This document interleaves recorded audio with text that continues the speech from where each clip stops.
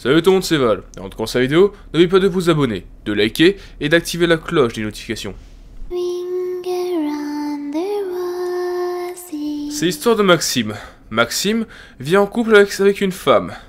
Cette femme a une famille qui croit beaucoup au spiritisme et toutes ces choses de ce genre. Dans la famille de sa femme, le spiritisme est très présent. Maxime et la famille de sa femme ont déjà fait quelques séances de spiritisme. Enfin bref, le paranormal, c'est normal chez eux. La femme de Maxime a beaucoup de facilité à parler avec les morts. Il a toujours été quelqu'un de pragmatique, car le paranormal lui fait peur. Pour lui, il a sûrement une explication à qu'est-ce qui se passe, et il ne veut pas savoir que quelque chose qu'il ne connaît pas soit à côté de lui. Il explique que la science a toujours été une barrière pour lui, mais qu'il a rapidement brisé en se mettant en couple avec cette femme, car elle baigne dans le spiritisme, et qu'il l'a du coup directement suivi. Ce soir-ci, ils utilisent de faire du spiritisme avec des baguettes. Pour expliquer, les baguettes sont faites en laiton. Celle de gauche est pour dire oui, et celle de droite est pour dire non. Ce qui est quand même plus facile pour communiquer. Maxime sait que ça fonctionne, car il a déjà fait du spiritisme en appelant son grand-père. Son grand-père lui a parlé des choses qui s'est passées dans son couple ou avec la famille de sa femme, que même sa famille de la femme ne connaissait même pas son grand-père. Et il y a deux types d'entités. Il y a les entités très gentilles, qui ne sont pas de mauvaises intentions, on les reconnaît très facilement, car elles bougent la baguette assez fluidement, et du coup, n'essaye pas de vous embrouiller. Mais les mauvaises entités bougent la baguette très rapidement, et fait n'importe quoi avec. Et du coup, on les reconnaît très facilement grâce à ça. Ils arrivent à rentrer en discussion avec une entité. Ils demandent d'abord: êtes-vous de ma famille? Êtes-vous un homme ou une femme? Après avoir su que ce n'était pas quelqu'un de leur famille et que c'était un homme, ils ont demandé à l'entité s'il lui voulait du mal. L'entité a directement répondu oui. Ils ne savaient plus quoi faire, ils ont coupé directement la communication et n'ont pas osé demander plus de questions. Quelques jours plus tard, ils décident de recommencer l'expérience. Et cette fois-ci, c'est son grand-père qui est venu à la conversation. Comme d'habitude, ils parlent ensemble. Mais au fil de la discussion, il remarque que ce n'est plus son grand-père qui est là, mais une autre personne. Car la baguette bouge bizarrement, comme les jours précédents. Il n'avait pu retrouver le contact avec son grand-père, mais l'entité en question était toujours là. Et il décide de poser des questions, elle ne répond pas. Ils insistent, mais ne répondent toujours pas. Et puis d'un coup, Maxime regarde par son miroir et voit une femme en squelette, habillée avec une robe blanche et rousse. Il est tétanisé et reste figé, mais ne dit rien à sa femme. Et du coup, il décide de terminer la séance normalement. Puis après, il explique à sa femme ce qu'il a vu, et sa femme lui répond exactement qu'elle a vu la même chose. Ils sont tous deux tétanisés et ont peur.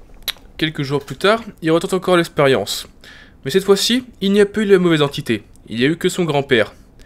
Et son grand-père explique pendant la séance que l'entité qu'ils ont vue se trouve dans la même pièce qu'eux, mais n'ose pas répondre. Car 99% du temps où ils font leur séance, c'est dans cette pièce. Et leur grand-père explique que cette entité se trouve dans un coin de leur pièce et les regarde actuellement. Maxime demande à son grand-père si l'entité peut influencer sur leur humeur. Et leur grand-père répond que oui. Et ça explique beaucoup de choses, car la femme de Maxime est souvent en colère pendant plusieurs heures ou pendant plusieurs minutes, sans raison et d'une façon exagérée. En savant ça, ils ont directement cherché une technique sur internet. Ils en ont trouvé une. Du coup, sa femme décide de la tester pendant plusieurs séances. Et en effet, ça a réduit beaucoup son stress et ses colères qu'elle avait souvent. Puis un jour, il décide de s'adresser directement à l'entité. Il lui explique qu'ils font juste ça pour communiquer avec certaines personnes de leur famille et qu'ils veulent pas de problème. Mais l'entité répond qu'elle veut juste s'amuser avec eux, les embêter et les tourmenter. Du coup, ils font tout pour la faire disparaître de chez eux, testant plusieurs techniques. En testant la technique de l'halo de lumière à la fin de leur séance. Et depuis, ils n'ont plus jamais revu cette entité qui les hantait depuis plusieurs jours. C'est l'histoire de Lisa. Lisa avait 11 ans lors de ces faits. Elle est rentrée chez elle aux alentours de 16h-17h. Elle a pris son goûter, puis est partie dans sa chambre faire ses devoirs. Sa sœur l'a rejoint quelques minutes plus tard pour lui demander qu'est-ce qu'elle a fait de sa journée. Après 30 minutes à avoir parlé avec sa sœur, ils entendent leur mère crier. Et du coup, ils décident de sortir de sa chambre et de voir leur mère. Mais en sortant de la chambre, il voit une jeune fille habillée en tenue de manie, avec la bouche ensanglantée, comme si elle était cassée. Elle était effrayée, et pas rapidement. Mais le seul truc qu'ils ont compris, c'était « Cachez-moi, aidez-moi ». Ils pensaient qu'au début, c'était la chose la plus effrayante qu'ils ont vue. Mais c'était que le début. 15 secondes après, ils entendent un homme taper fortement sur la porte, en leur disant « Ouvrez-moi ». La fille a pris peur. Elle a pris le téléphone de la mère, est partie en courant par la fenêtre, et a sauté par cette dernière. Ils habitent au 2e étage. Et la jeune fille a atterri sur l'escalier. Elle a sauté de 8 mètres. Le téléphone s'est cassé, puis elle a pris la fuite. Elle se posait beaucoup de questions. Qui était cette jeune fille? Pourquoi elle était ensanglantée? Et pourquoi il y a un homme qui frappe fortement sur la porte? La mère explique qu'elle a vu la jeune fille arriver par notre balcon, alors qu'ils habitent comme au 2e étage. Après une minute, ils pensaient être tranquilles. Mais l'homme avait escaladé tout le tour pour atterrir sur le balcon, comme la jeune fille. Sa mère était encore en cuisine, où l'homme se trouvait au balcon. Ils étaient à moins de 2 mètres de distance. L'homme s'énervait contre la fenêtre. Puis d'un coup, il trouve un objet assez solide et commence à taper contre la baie pour la casser. Après quelques secondes, il a réussi à ouvrir la vitre, a pris la mère de la jeune fille et l'a plaqué contre le plan de travail et lui a crié dessus « Elle est où ?» L'homme était habillé en jogging, débardeur avec les cheveux courts et était totalement rouge. Voyant que la mère ne répondait pas, l'homme a décidé de prendre un couteau et l'a mis sous la gorge de la mère de la jeune fille. La jeune fille ayant peur, crie directement « Elle est partie, elle est partie ». Dès que l'homme est parti, la mère était un peu traumatisée, mais a appelé directement la police.